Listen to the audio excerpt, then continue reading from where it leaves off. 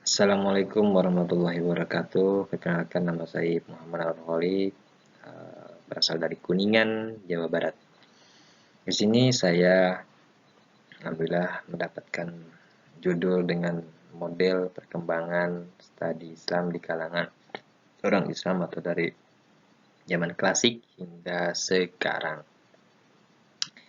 Langsung saja, tidak lama-lama di sini kita melihat tentang latar belakang atau sejarah perkembangan studi Islam di kalangan ilmuwan muslim dari masa ke masa. Ada banyak sekali kisah atau hal yang dapat dipelajari, bahkan pendekatan-pendekatannya atau metode-metodenya bisa juga diterapkan dalam era modern atau zaman sekarang.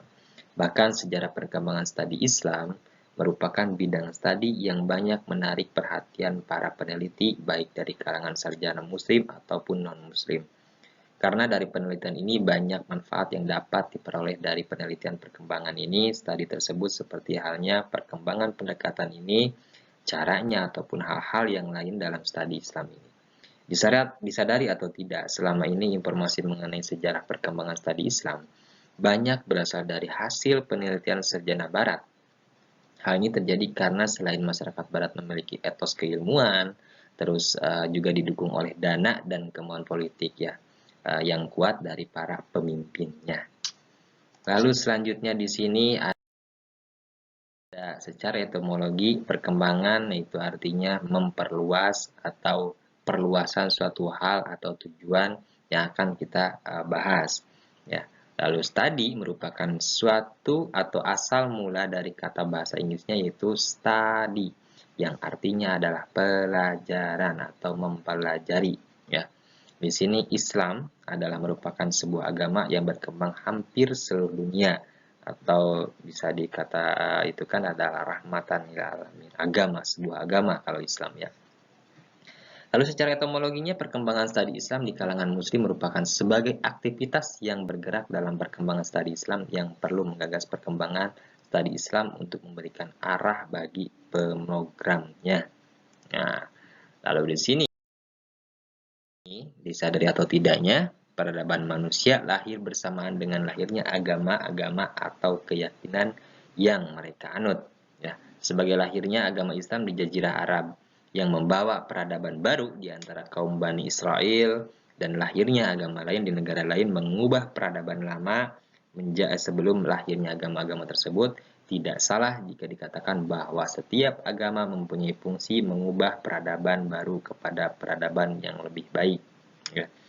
Lahirnya agama Islam pada masa saat itu mengubah kebiasaan-kebiasaan buruk penduduk Mekah dan Madinah, dan pada gilirannya mengubah negara-negara yang menjadi wilayah Islam selanjutnya seperti zaman jahiliyah menjadi zaman kekinian seperti zaman sekarang ya. Terus Islam mudah saat itu hanya butuh waktu kurang lebih 37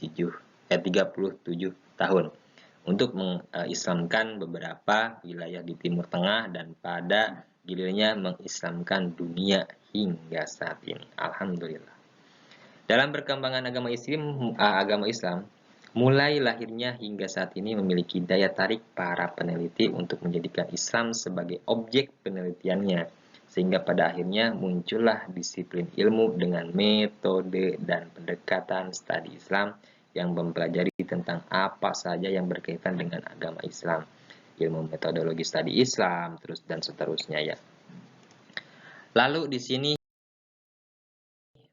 yang saya baca atau sejauh saya baca beberapa literatur atau referensi yang sudah tentang studi Islam, saya menemukan belum pernah menemukan kapan Islam itu menjadi objek kajian. Namun di sini saya melihat sejarah Islam, kita dapat menyimpulkan bahwa agama Islam pada masa awalnya lahirnya sudah menjadi kajian para penganutnya.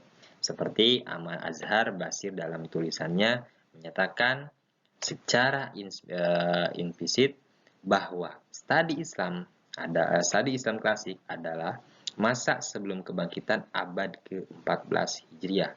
Maka dalam hal ini saya mencoba merumuskan metodologi dan pendekatan studi Islam klasik menjadi 4 bagian. Yang pertama adalah masa Nabi Muhammad, kedua masa Khulafaur Rasyidin, ketiga masa Khalifah Umayyah dan Abbasiyah, dan keempat masa Mongolia dan Utsmaniyah. Kenapa di sini ada Mongolia dan Utsmaniyah? Karena di sini saya menggarisbawahi Mongolia dan Utsmaniyah adalah masa di mana pendidikan mulai menurun kembali. Nah, yang pertama masa Nabi Muhammad. Pada masa Nabi Muhammad, metode pendidikan pada saat itu seperti muamalah ya, dalam arti di sini hanya menyampaikan wahyu Allah kepada para sahabat, hanya berbicara terus ceramah, metode ceramah kepada para sahabatnya atau tabiinnya, sehingga metode-metode yang diajarkan oleh Nabi Muhammad tentang pendidikan itu hanya penyampai dari ayat-ayat yang sampai saat ini kita baca, ya, hanya menyampaikan dan bagaimana cara kita hidup, bagaimana cara yang baik dan yang benar dan seterusnya, ya. Itu yang diajarkan oleh Nabi Muhammad, sehingga langsung dari Nabi Muhammad kalau misalkan bertanya, ya. Lalu pada masa Nabi Muhammad itu pendidikan itu bisa dikatakan berkembang dan tidak itu stagnan, dalam arti hanya Nabi Muhammad yang memiliki metode dan seterusnya, ya. Yang saya pahami pada masa Nabi Muhammad itu sudah ada yang namanya Darul Akrom kalau nggak salah, ya. Di sana ada lembaga yang namanya Darul Akrom itu Nabi Muhammad mengajarkan ajaran-ajaran Islam atau mengislamkan orang-orang dengan cara metode ceramah atau muamalah, ya, di situ. Lalu di sini dua pada masa Khulafaur Rasyidin, yaitu Khulafaur Rasyidin itu ada 4 sahabat Rasul. Yang pertama Abu Bakar, Umar bin Khattab, terus Utsman bin Affan, dan Ali bin Abi Thalib. Di masa Abu Bakar yang saya baca itu, Abu Bakar lebih mengedepankan kepada ibadah atau ketuhanan yang seperti diajarkan oleh Nabi Muhammad, ya. Di sini, namun pada masa Khulafaur Rasyidin ini, dari keempat-empatnya ini saya simpulkan yang pertama Abu Bakar hanya bertitik berat kepada Al-Quran dan As-Sunnah atau ketuhanan atau tauhid kalau zaman sekarang, tapi lebih kepada Al-Quran dan As-Sunnahnya di sini. Karena pada fase Abu Bakar ini sangatlah berat. Karena apa? Islam mulai goyah karena pemimpin pada saat itu, yaitu Nabi Muhammad, meninggal, ya, dikatakan meninggal. Lalu Islam pun kurang, umat-umat pun kurang mempercayai apa yang mulai goyah lagi lah, intinya mulai goyah lagi, sehingga di sini umat-umat Islam sudah mulai terpecah, ya, pada masa Abu Bakar. Walaupun pada saat itu Abu Bakar adalah orang kepercayaan yang paling dekat dengan Nabi Muhammad. Lalu pada masa Umar bin Khattab itu tidak menitik beratkan kepada pendidikan, namun pada Umar bin Khattab menitik beratkan kepada ekspansi wilayah atau wilayah-wilayah. Namun pendidikan Islam juga terus berjalan karena diatur oleh para sahabat yang lain.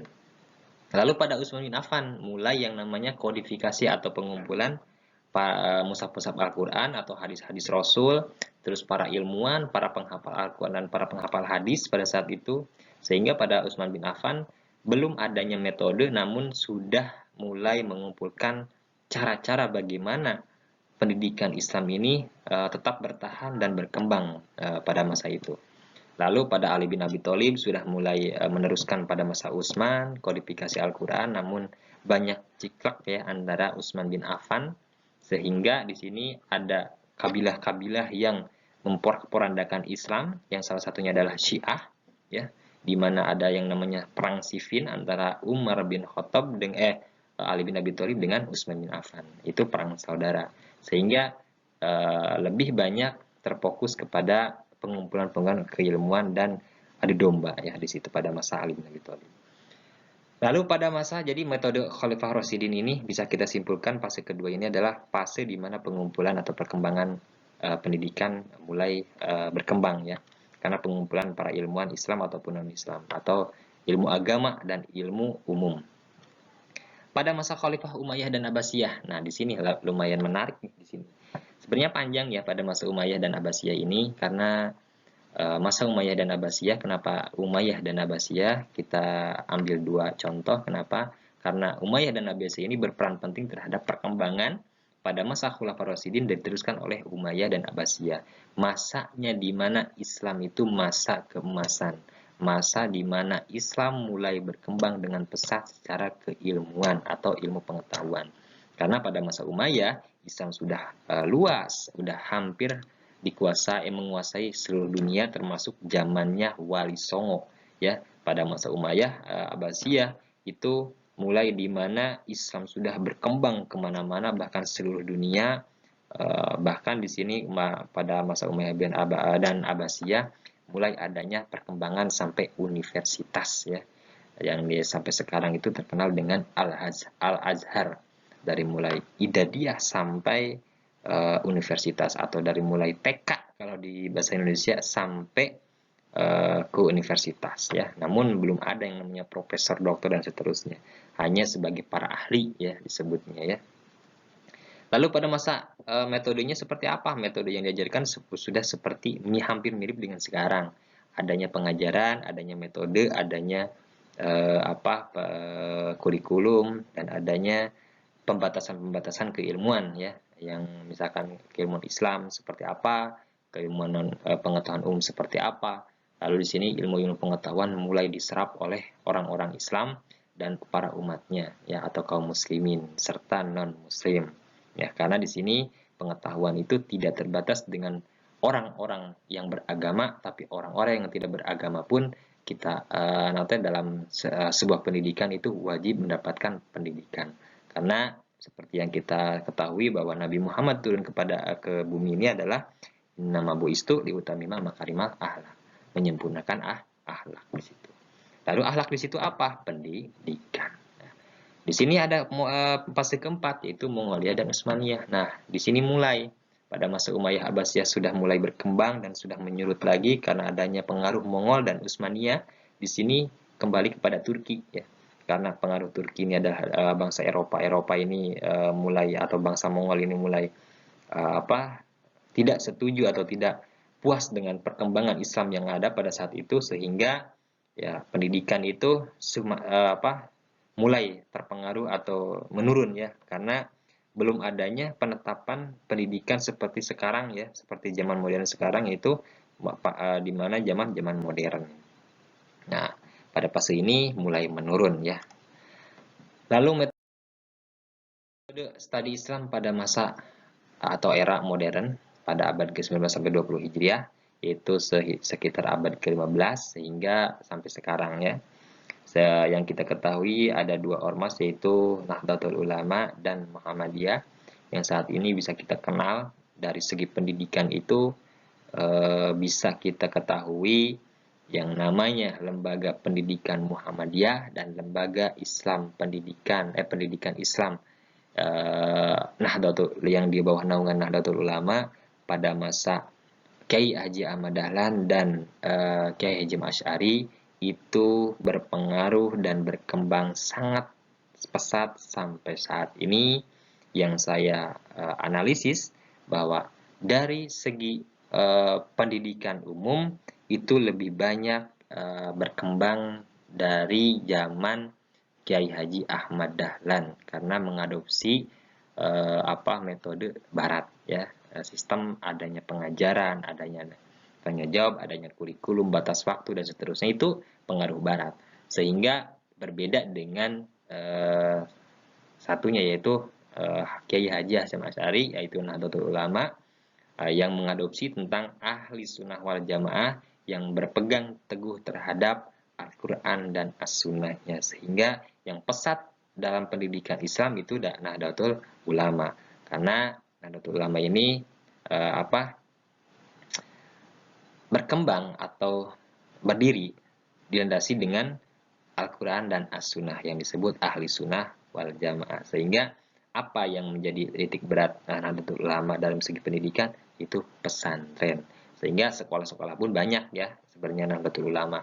Namun di sini lebih menitik beratkan kepada ilmu agama ya, alhamdulillah balance atau balance ya antara pendidikan Islam yaitu di pesantren ya, dan pendidikan umum itu sekolah ya, itu bisa ya namanya pendidikan atau metode yang pada saat ini yang bisa kita nikmati ya, seperti di PJJ-PAI ini, bahwa yang namanya pendidikan metode sekarang itu hampir sampai menyentuh bahkan kita bertatap muka seperti ini ya. Mungkin dari kesimpulan yang saya baca dari mulai klasik sampai modern, kajian Islam yang semulanya hanya bertitik berat kepada kepercayaan, ibadah serta muamalah pada masa klasik mengalami pergeseran sangat signifikan jika ditilik dari perkembangan keilmuan dan metodologi pendekatan kajian Islam. Hal ini seperti yang kita ketahui bahwa di masa Nabi kajian keilmuan Islam belum terlalu banyak, sehingga hanya memerlukan beberapa disiplin ilmu saja. Namun setelah lahirnya dinasti Umayyah Abbasiyah, disiplin ilmu yang mengkaji Islam sudah sangat banyak, lahir ilmu tafsir, hadis, fikih, dan usul fikih. Hal ini hemat saya karena perkembangan ilmu Islam tergantung pada objek kajian dan metodologi pendekatan tertentu yang digunakan oleh peneliti itu saja. Hal ini coba kita ubah oleh intelektual abad ke-19 hingga sekarang.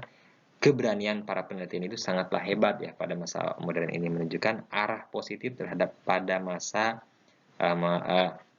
kajian Islam pada masa itu ya, pada masa selanjutnya.